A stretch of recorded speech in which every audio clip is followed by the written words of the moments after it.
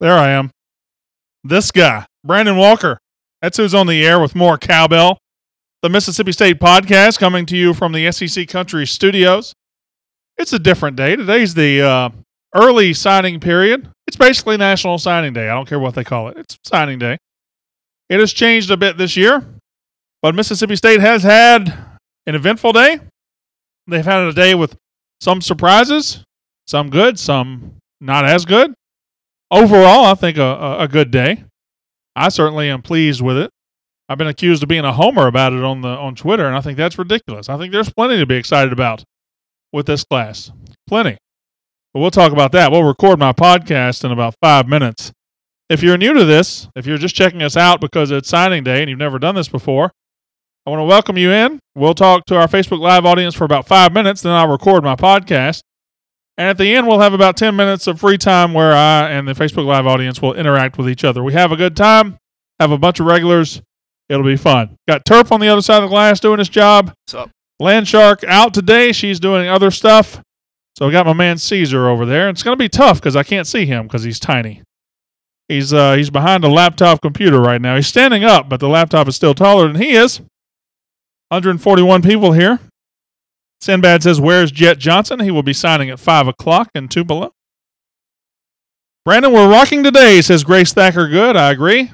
I'm very pleased with it. I'm very pleased. Fairhope, Alabama, good morning. Oh, good afternoon. Sorry, I forgot.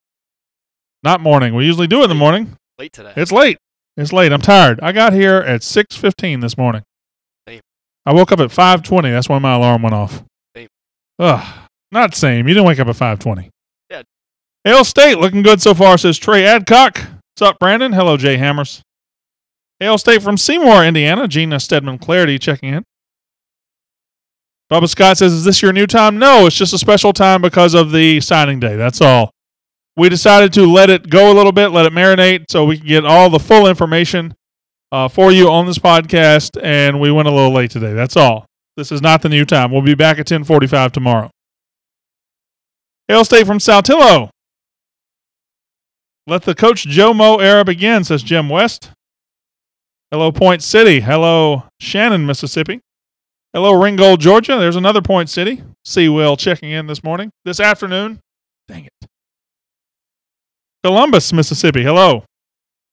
Butch Bailey says my cookies are still en route. Turp, you don't get any. I don't want any. So I don't care what you want. All right? This is my show. my show too. I determine who gets the cookies around here. Well, I don't want any, so I don't care. Well, I want some. Stephen Holden from Atlas Manufacturing in Monticello, Mississippi. Do you say Monticello or Monticello? I'm not asking you. They say things differently in Mississippi. Is it Monticello or Monticello? It's Monticello, right? Monticello, Mississippi? Cello. You would say cello? Monticello. I don't care what you would say. You didn't grow up in Mississippi. Italian in there. Hale State from Alpharetta, not far from where we sit. Hello from Picayune, Mississippi. Christopher Smith. Christopher, every time you talk, it freaks me out because my boss here at SEC Country is named Christopher Smith. And I think I'm talking to him, but I'm not. I'm talking to you in Picayune, Mississippi, down there in Pearl River County, home of the Maroon Tide. Wattville, Mississippi. Devontae Jason, big-time signing right there, big time. The wide receiver class. If you can't get excited about the wide receiver class, why do you follow college football? Why do you follow Mississippi State? It's great. It's as good a wide receiver class as State has ever signed. I can't even imagine a better wide receiver class. Offensively, State added so much today. You added your offensive tackle of the future. You added your quarterback of the future. You added a different dimension at wide receiver. You added who I think is somebody who's going to be an underrated tight end prospect. You added so much offensively. It's not over. It's not over, but we'll see what gets added, but so far, so good.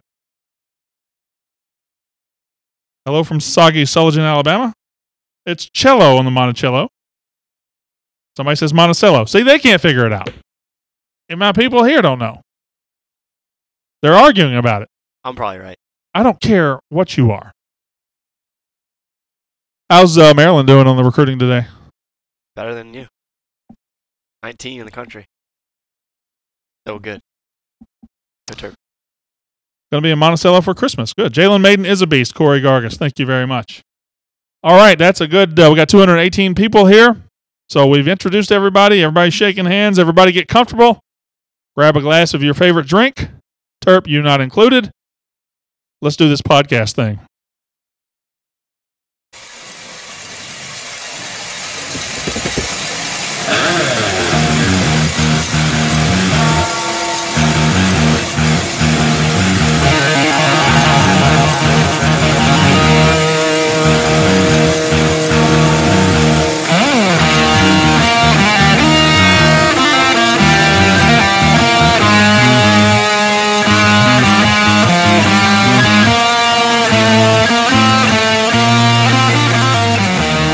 The More Cowbell Show, brought to you by SEC Country.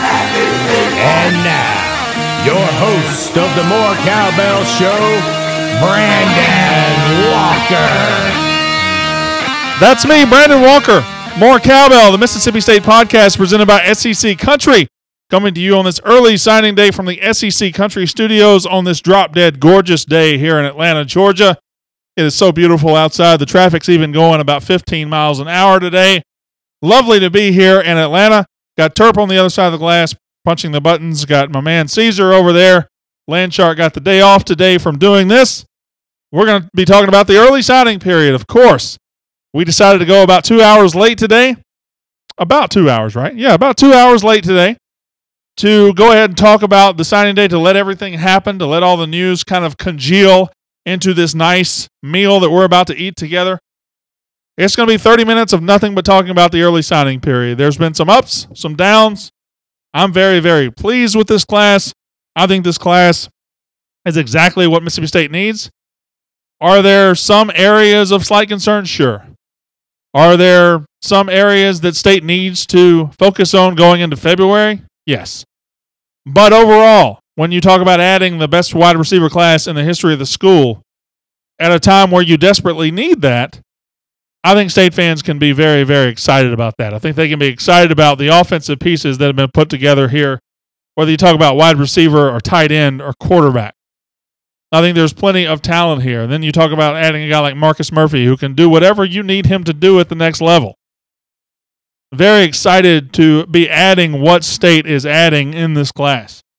Today we'll talk about the surprises today, both good and bad. We'll discuss that wide receiver class in depth. We'll go into that class, kind of take it apart, and figure out what it's going to look like. We'll talk about the rest of the class. What else is hiding in there? What else can State fans look forward to the next 4 years? And Ole Miss did flip a Mississippi State commit today. They did. They signed a player committed to Mississippi State. That is their lifeblood. That's the only thing that satisfies them. And we're going to talk about that. We'll talk about that, what it means, what it doesn't mean, which I think is more important than what it means. And then finally, we'll talk about what's next, both for the 2018 season and beyond, as now we transition away from Can Joe Moorhead finish this class off to Can Joe Moorhead coach. I don't know that if I ever knew the answer to the first one. I think he's closed it off fine, but I believe going in, I know the answer to the second one. I believe I know that Joe Moorhead can, in fact, coach and will coach at a high level at Mississippi State. So right off the top, surprise, surprise, we came into this day. There hasn't been a lot happen that State fans didn't expect to happen. You know, we came in wondering, would you get Devontae Jason, the 4-star wide receiver out of New Orleans? Would you get Jerome Carvin, the offensive tackle out of Memphis? Would you keep all of your commitments? I think those were the questions. Well, Carvin didn't happen. Carvin's going to Tennessee. Good luck to him. Devontae Jason did happen, and I think that's the most positive development of the day. Devontae Jason, a 4-star wide receiver commit out of New Orleans, Louisiana, played at Landry Walker High School, same high school that produced Keaton Thompson, that produced Lamar Peters.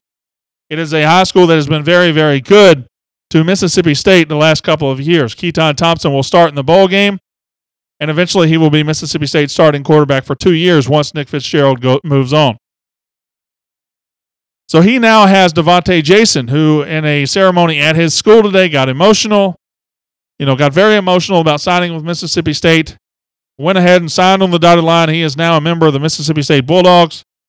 This is a guy with good wide receiver size. Talking about a 6'2", 6'3" guy, 220 pounds, very physical. a guy that you can line up outside and hopefully bully some cornerbacks, bully some SEC cornerbacks. I don't know that he has elite top-end speed. I don't know that he needs it. De'Runnya Wilson certainly didn't have it. He was an all-SEC guy for 2 years. A.J. Brown doesn't have it. He's the best receiver in the conference. I would say Devontae Jason is in the mold of those two guys. I'm not saying he's as good as those two guys. I'm saying physically that's what he is shaped as. We'll see what Devontae Jason becomes, but on a day when Mississippi State came in with very little questions, one of the biggest questions was, could you add this guy? Could you add another very, very good receiver to what you're doing? Could you add Devontae Jason? And the answer was yes. And Joe Moorhead deserves full credit for that. I know other schools came at Devontae Jason. I know that Florida, Dan Mullen, went at Devontae Jason. He went at Malik Heath. And for the most part, he struck out with Mississippi State commits. I won't say for the most part. I would say 100% Dan Mullen struck out with Mississippi State commits. You can count the kicker. I personally don't. I mean, if a kicker wants to go play for Dan Mullen and he doesn't have 9 years of film to look at and to tell you that Dan Mullen can't coach kickers, you go do whatever you're going to do. So I don't count that as a loss. I think Joe Moorhead played excellent defense during this signing period against Dan Mullen, against others. One that slipped through the cracks, one that was a complete surprise this morning. James Williams, a defensive end out of Callaway High School. I think ranked the number 478 player in the country. No, there was no indication he was going to sign elsewhere. He ended up signing with Ole Miss. Flipped to and signed with Ole Miss without any notice whatsoever. So that happens. And that was a surprise. Welcome to SEC recruiting, Joe Moorhead. If he had to learn that lesson, I'm glad he learned it with a player that, frankly, is quite replaceable. But we will get to that later. We'll get to James Williams and his flip to Ole Miss in just a little bit. But let's talk about these receivers. Ask and you shall receive. Dan Mullen could be sued by Mississippi State fans for malpractice for what he has done at the wide receiver position in the last couple of years. This 2017 Mississippi State team, I think, was pretty damn good. It was very good at quarterback, very good at running back, one of the best offensive lines in the SEC, a great defensive line, a top 10 defense in the country, and the wide receivers were god-awful. They were terrible. It was by far the worst position on the field. It was not SEC caliber, and it pulled down the whole operation. It pulled down Nick Fitzgerald's performance. You can say what you want about his accuracy, and no, it's not where it should be. But when you've got 5'9" receivers that can't get open and won't catch it when they do get open, you don't have much chance as a quarterback. So I don't put a whole lot of Nick's accuracy struggles on him entirely. Could he be better? Sure. But could he have been given a better opportunity from his receivers and from his coaching staff to give him those targets? Absolutely. And now Mississippi State has taken steps to remedy that situation. It was a weakness, wide receiver was. I don't think it can be called a weakness going forward. Or at least it has certainly taken steps to fix that. I think it's the best wide receiver class possibly in school history. I can't remember a time where State signed more than 3 4-star wide receivers, and that's what you got here. You got 3 4-star wide receivers with a 4th who could spend some time at receiver, and Marcus Murphy. Now, will Marcus Murphy play defense? Will he play slot receiver? Will he play offense? I don't know. Probably a little bit of both until they figure out exactly what his best place is. But when you talk about just receivers, you talk about a guy like Malik Heath out of Jackson Callaway High School, a guy with measurables out the roof, a guy with upside, a guy with the physical ability to grow and to become exactly what you're looking for in a college wideout. You're talking about Stephen Guidry, who's been through the wars at Hines Community College. Somebody who's got 2 years of seasoning. Somebody who can show up at 6'4", 205, and immediately be the number 1 option at wide receiver. I don't think there's any question that Stephen Guidry, the day he steps on campus, is the number 1 option at wide receiver for Mississippi State. I just don't think there's anybody on the team blocking him from that. You can say Reggie Todd might turn into something. You can say Jamal Couch might turn into something. Well, they haven't yet. And I think Stephen Guidry is going to walk on campus as the best wide receiver State has. Now, ultimately, Devontae Jason and Malik Heath could be better than Guidry. But with his 2 years of seasoning at the junior college level, he's the number 1 guy right out of the gate. Devontae Jason, again, we've talked about him. Got the size, got the hands. I really don't know how, and I'll talk about this with some other guys. I look at Devontae Jason. I don't see how you rank him. Some guys have him as a 3-star, some as a 4. How you look at some of these players and say 3-star, I'll never know. There's nothing 3-star about Devontae Jason's film. There's nothing 3-star about Marcus Murphy's film. I have no idea how they reach the conclusions that they do on some of these guys. But I think Devontae Jason, a prototypical outside guy, somebody who comes in, and I think he's probably a little bit ahead of Heath, because frankly, Heath didn't tear it up in high school. Now, a lot of that's probably not his fault. What was it, the offense? Was it the quarterback? I don't know. But I know that Devontae Jason was a beast in high school, both on the field and statistically. So I think this wide receiver class is something to easily get excited about. If you don't get excited about anything else I'm talking about, if you don't get excited about anything else State signed today, if you look at these 3 wide receivers and don't get excited, you can go the hell on. I just don't understand what you're looking at. Ooh. And if you add into that, you're already adding to a 2018 team that is loaded at quarterback. You got Fitzgerald one more year. You got Keaton Thompson, who's going to be good. Loaded at running back. You got Aris Williams, who just had an outstanding year, rushed for over 1,000 yards. You got Colin Hill, who's probably got more ability than Williams. You got a loaded offensive line that was outstanding, led the league in both rushing, led the league in sacks allowed, 3rd in the league in rushing yards. Everything is where it needs to be offensively except for receiver, and I think Joe Moorhead just fixed that. Exciting times when you talk about the offensive future of the Mississippi State Bulldog. But there's more. There is more. Somebody told me on Twitter I'm officially the sunshine pumper of Mississippi State. I don't think I am. I'll call a spade a spade. But when I look at the wide receiver class, I don't see how you couldn't pump sunshine. It's exactly what the team needs. It's the biggest need on the team, and it's the best recruiting haul we've ever had at that position. So, yeah, I'm going to be positive about that. I'm going to be very positive about it.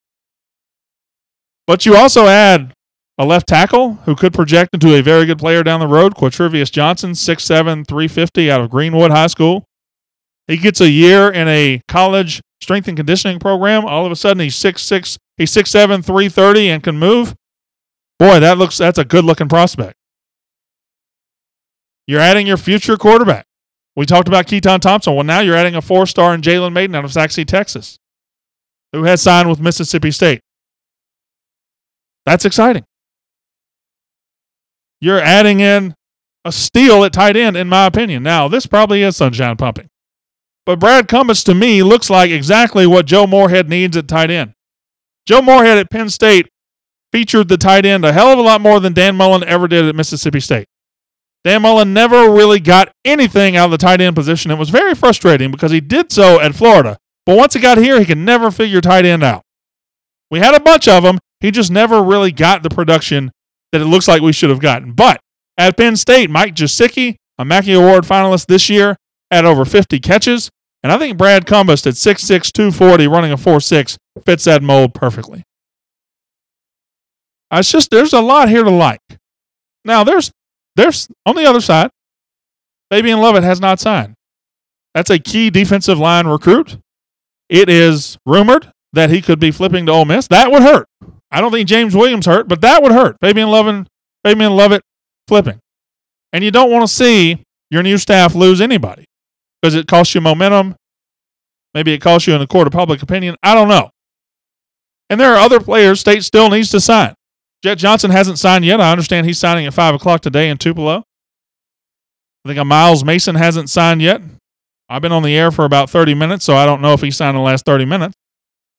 But there are plenty of players out there, or there are players out there that haven't signed yet.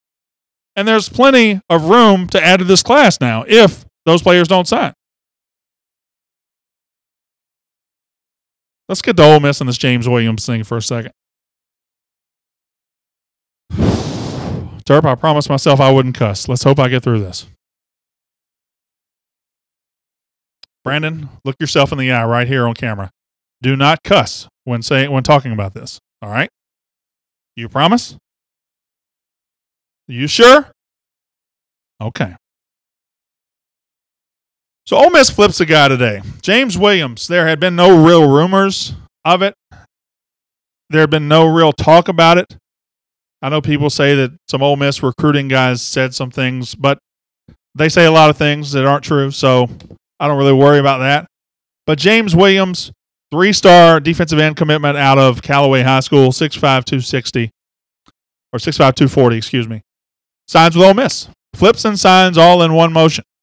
And way I understand it, there's nothing for me to report right now, but there could be some drama with his letter of intent or something. I don't know. He signed with Ole Miss. I'm sure there's drama because that's all they operate in up there. Anyway, it bothered me at first. It did. I had the typical State fan reaction because it just gets old. It gets old, and every year it's Mary Flipmas this, Mary Flipmas that, even though they never, ever flip anybody that turns out to be any good. They tricked C.J. Johnson into giving up an NFL career to be a lifetime JUCO assistant or whatever he is now. No, actually, he's at Florida Atlantic, so same thing. But they've never really flipped a guy that ended up going on to have a good career. So I know I shouldn't let it get to me.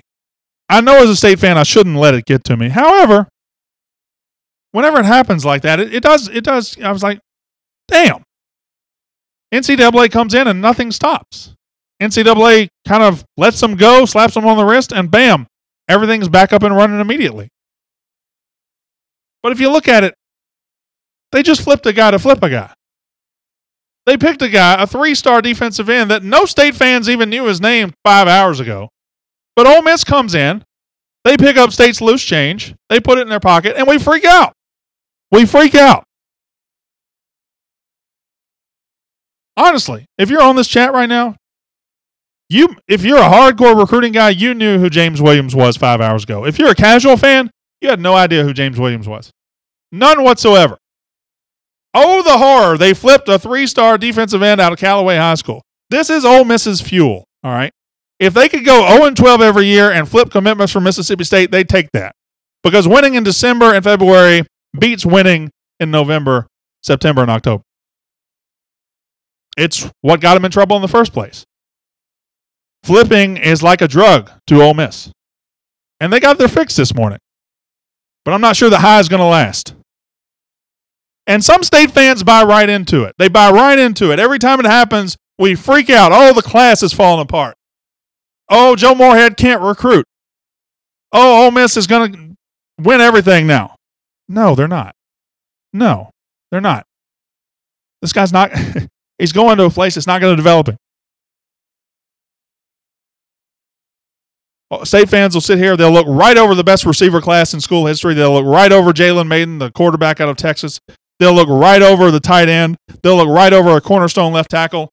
And they'll look to a 3-star defensive end they didn't know 5 hours ago and freak out about it. Well, it's stupid. It's stupid. Get over it and stop letting this crap get into your head. Stop letting, it's just a psychological ploy at this point. That's all it is. They flipped a Georgia player this morning that Georgia didn't send a national letter of intent to. They flipped a Florida quarterback that nobody else wanted, and he was trying to go play in the XFL next year. And they flipped a State guy that no State fans could name 5 hours ago. Turp, where was that rant on a scale of 1 to 10? 7.5. About a 7.5? Yeah. Wasn't bad. Wasn't bad. I've had better. I've had better, but I've had worse. Yeah, true. Yeah, I've had worse. Whew. I need a cigarette now. I don't even smoke. Johnson, you got any cigarettes in there? No?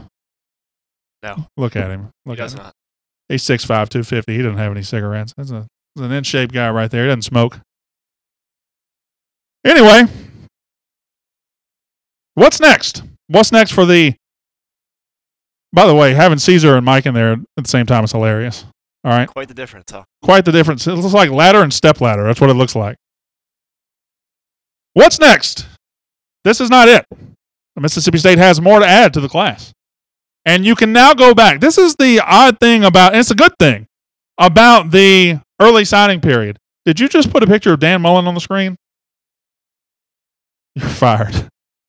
This is the good thing about, and I don't like anything about the early signing period, but this is the good thing. You can go back and fix whatever went wrong. If you lose a guy that you didn't expect to lose, a 3-star defensive end, you can go find another one. There's more out there.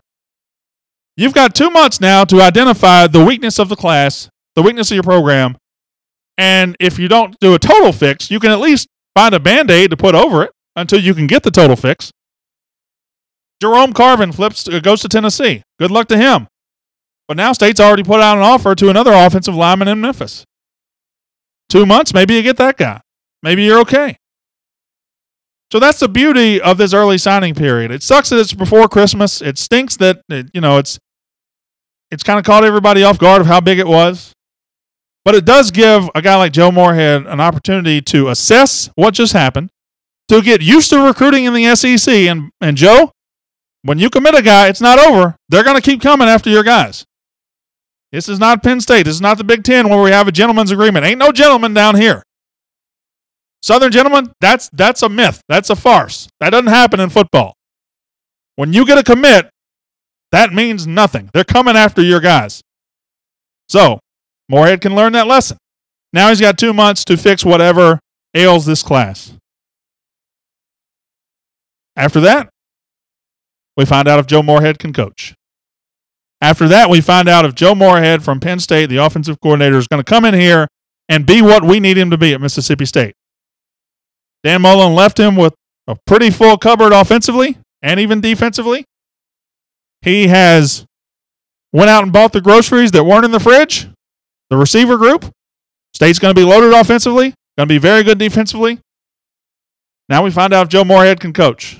It'll be exciting to watch. I wish we were seeing in the bowl game, but I understand why we're not. Wow, State plays in a bowl in 10 days? 10 days from now, the 30th? I'll be down there. Tweet at me. We'll hang out. We'll go to Dave & Buster's. We'll go to Dave & Buster's, or Caesar, if you go, we'll go to Chuck E. Cheese, because I know you're not big enough to do the games at Dave & Buster's.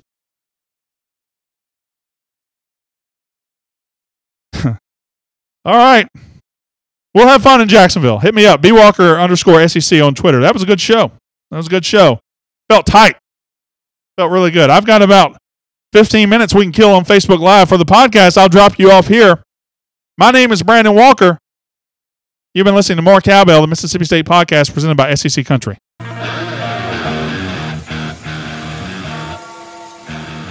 Hello, Facebook Live. How are you guys doing?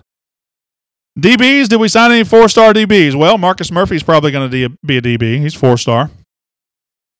Other than that, no. I don't think State did sign any 4-star DBs. That's that's one way to look at it. Pamela Hilliard, she's in for bowling.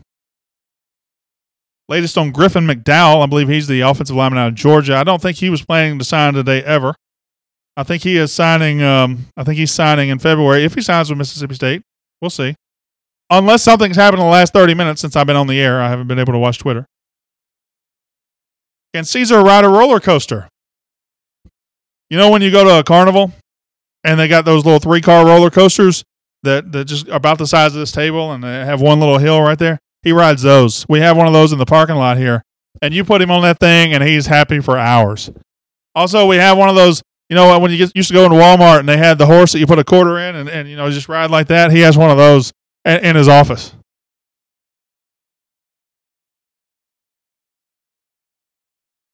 I'm stoked. Need Lovett and we'll be okay, says Blake Dees. Yeah, Fabian Lovett would be. They need to keep him. He's a good defensive player. I got a text from a high school coach today saying, well, no, I'm not going to say that. But I'm not going to say what he said about the one that just flipped. But I will say what he said about Lovett. He says, we need to keep him. That's a player. So, hopefully State's able to keep him. Jay Hammer says Ole Miss is claiming they could have flipped Heath, but told him he wasn't high on their list anymore. Yeah.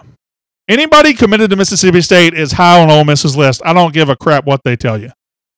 Flipping a Mississippi State commit is more important than breathing in Oxford. It's more important than matching your scarf to your necktie. All right? It is important. Where would you rank us in SEC for recruiting so far? Well, I know Georgia's having the best day. I'm sure Alabama's having a great day. But we're doing just fine. We're doing just fine. I haven't really looked at everybody else. I think our class probably going to end up beating Ole Miss, probably going to end up beating Florida. I know it wasn't true, but did you see the tweet about Mullen punching a reporter? Yeah, that was obviously not true. Have you all seen Dan Mullen? Yeah, Fat Dan 9 years ago might have punched somebody, but Marathon Dan ain't hitting anybody. Since he lost all that weight, he's not scaring anybody. Get Mullen off my screen. I know I'm talking about him. Mason is going to Tennessee. Miles Mason, the safety, I believe he's from Alabama. Okay. I wouldn't get worked up over a safety, but I didn't even mention Sean Preston, the safety out of Louisiana. Does Chrisman deserve a scholarship? I would think so, Harlan Whittington. Florida flipped that quarterback from Ohio State, so they're having a decent day. Decent. Why is everyone hating on Keaton? Have people been hating on Keaton Thompson in here? Blake Dees asked that question. Have people been hating on Keaton Thompson? Because I don't want that. That's not who we are here. We're not hating on Keaton Thompson. Don't put that man's face on the screen. Listen, I host the show. He's got to put my face on the screen. All right? Talk about Mullen. Dan Mullen? Yeah. Carry on. What do you think about Tylen Knight? I think he's a guy who could very well deserve an offer. And I think over the next 2 months, he could be somebody that evolves into somebody who gets an offer. He is a terrific football player. One of the best football players in the state. I would say him and Marcus Murphy, probably the two best high school football players in the state. His problem is he doesn't have the size prototypical of an SEC player. But can you overlook that? If you've got a spot, I think you can, and I think you should. Yes, they need to leave Keaton alone. Somebody repeat what you said about Keaton Thompson. Somebody have beef with Keaton Thompson? No, they haven't. Just talking up Maiden. Well, Maiden will fit right in. The lineage will be Fitzgerald, then 2 years of Thompson, then 2 years of Maiden. He'll fit right in. Why is everyone forgetting Brian Cole, the DB that had the red shirt, and the fact that Dantzler and Peters are underclassmen? Fair point. 70 degrees and humid in Plum Nelly. Time to go deer hunting. What is Plum Nelly? Is that a town in Mississippi? Yeah. You don't know. What are you doing?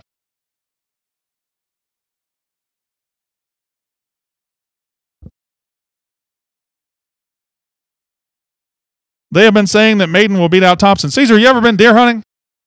You've been deer hunting? Really? I bet you don't get in a deer stand, do you? You can just stand on the ground. Deer can't see you. Don't even need camouflage. They just think you're a mushroom. That's not funny. That's not nice. Funny. That's not funny. You ever been deer hunting? No, I don't. I've been, but I don't. That's not me. That's not who I am. You should take away Terp's mic. Terp, don't talk again. I'm going to talk whenever I want. How does our class rank nationally? I believe we're 21st right now, Mac McBrayer. I think state is 21st right now. You know who's 19? I do not. Maryland. We need some corners, Stephen Stafford. We either need corners or need our corners to get better. I don't know why. I don't think it's a panic time at corner. I don't. I also don't think it was as much a corner problem as it was just a defensive back problem. I think the safeties made the corners look bad a lot this year. I think Wyatt is fishing today. I certainly do. I also think he doesn't have any hair. Plum, I don't know what Plum nearly, I don't. Any chance Maiden is redshirted? I would be shocked if he wasn't. I'd be shocked if Jalen Maiden didn't redshirt. You got 1 year Fitzgerald, and then you'll have 2 years of Keaton Thompson, so he would be able to take over as a redshirt junior. So, yeah, I'd be very shocked if Jalen Maiden didn't redshirt. 21st as of an hour ago, says Danny Carl. Any chance Maiden redshirted? No, I don't think Jalen Maiden's going to redshirt. No, I don't think he will. If Shoot plays a 4-3, we will need more defensive linemen. I think we got plenty of defensive linemen. I think we redshirted 4 last year. People get caught up in 4-3, 3-4. You know, we rotated so many guys this year. We probably had 8 or 9 defensive linemen play meaningful snaps from game to game. Maybe more than that. Don't you wish the season started tomorrow? That's what's weird, Danny Pinter. Like, State has a game in 10 days that nobody cares about. We just want to see next year's team. And I'm as guilty of it as anybody. I'm sick over Williams flipping. 6'5", 285-pound linemen are hard to find. Hashtag sarcasm. Is Sweat staying? We'll find out. I'm sure that'll be an after bowl decision for Montez Sweat. After bowl decision. That decision has not been made. I thought Murphy was going to play in the slot and not at DB, so no 4-star DBs. Randall Collins. Marcus Murphy's going to play where Marcus Murphy's needed. He'll be given a shot at slot receiver. He'll be given a shot at DB. They're going to probably play him both ways until it is figured out exactly where he fits on this team. If it needs a lockdown corner and he can provide that, he'll do that.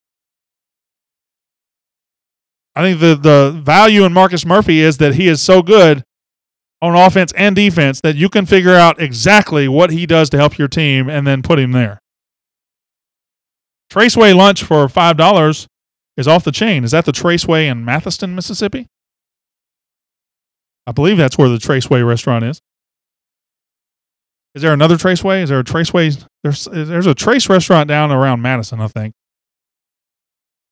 We got a hella tight end. Huge. Hella. We have a hella tight end. That's how British people say hello. Hella. Actually, no, not more like Southern. Huh? Yeah, it's more Southern. Southern. Hella. No. They say like Ello. Hello, yeah, they leave the H off. Yeah.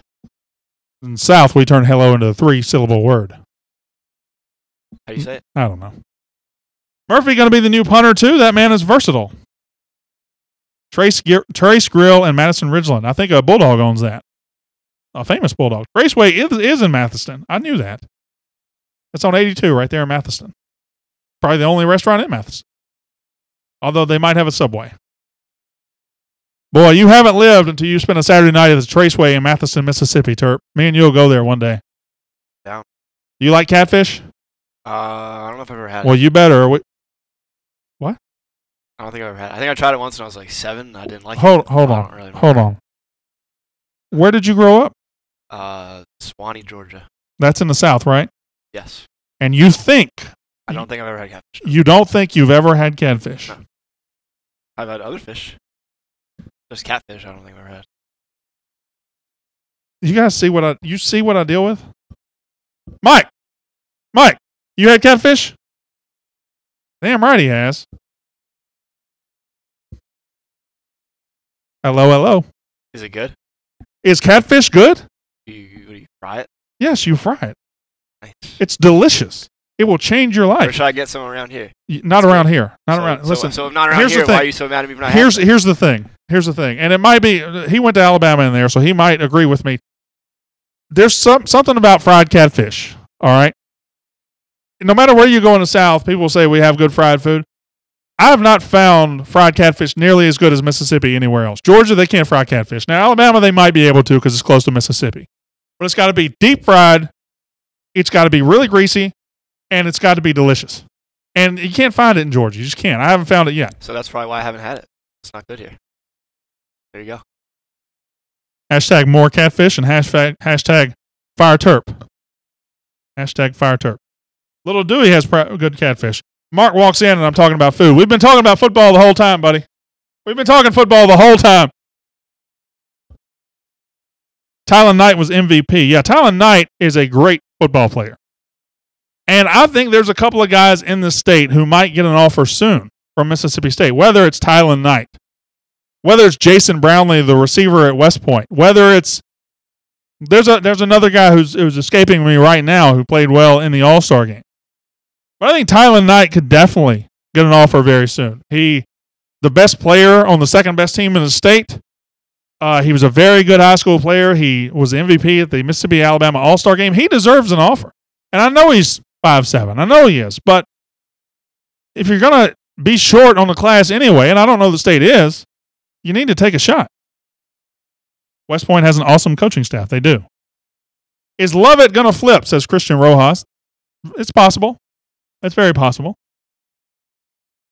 Lewis Williamson sent Terp a friend request on Facebook 3 hours ago, and he has yet to accept it. You're not going to accept Lewis's Facebook request? I haven't gotten to it yet. You haven't gotten... He has been busy. I will vouch for Terp. He's a terrible person who doesn't know what good food is, but he has been busy. Busy day around these parts.